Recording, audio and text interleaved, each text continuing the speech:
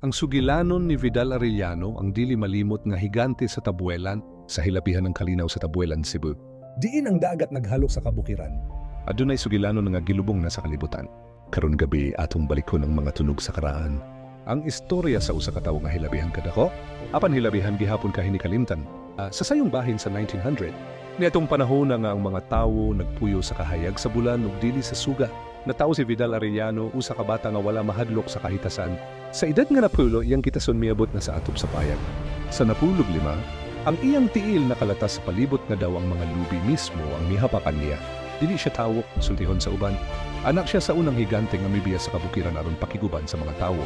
Sa kadagatan, siya mao'y mag-ayos sa mga sakayan nga guba sa bagyo. Sa uma iyang mga kamot nagugmat sa yuta nga daw nagdula-dula lang. Apan bisan pa sa iyang gahom, ang iyang kasing-kasing mao'y labing dako. Sa pista ni San Antonio, siya mao'y magpasan sa Santos, dili tungod kay siya kusgan.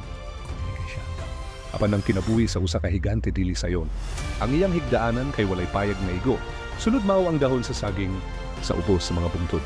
Ang iyang sini na ginagmay ipatagdu sa mga magtutugon nga naghilang samtang nagtahi. Usa ka adlaw miabot ang mga langyaw nga taga Manila.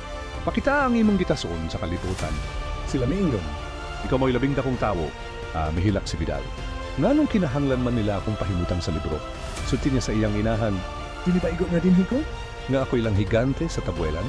Sa pag-abot sa gubat, nawala si Vidal. Ang uban miingon nga siya gidala.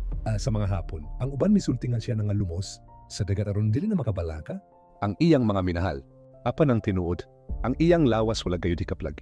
Ang iyang handumanan, nahimong tunog sa hangin nga nagagi sa mga dahon sa lubi. Karon kun mangutana ka sa mga tikulang, di aw ba ni? O pahiyom lang sila. Tanawa ang mural duol sa pantalan, sila moingon. Dito siya nagpabilin. Nagbantay.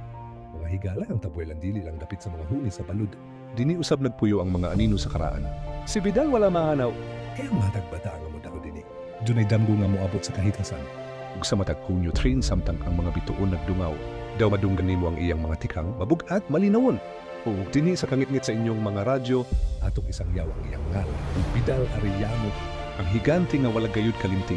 Kayang mga sugilanon sa Tabuelan, mabuhi gihapon.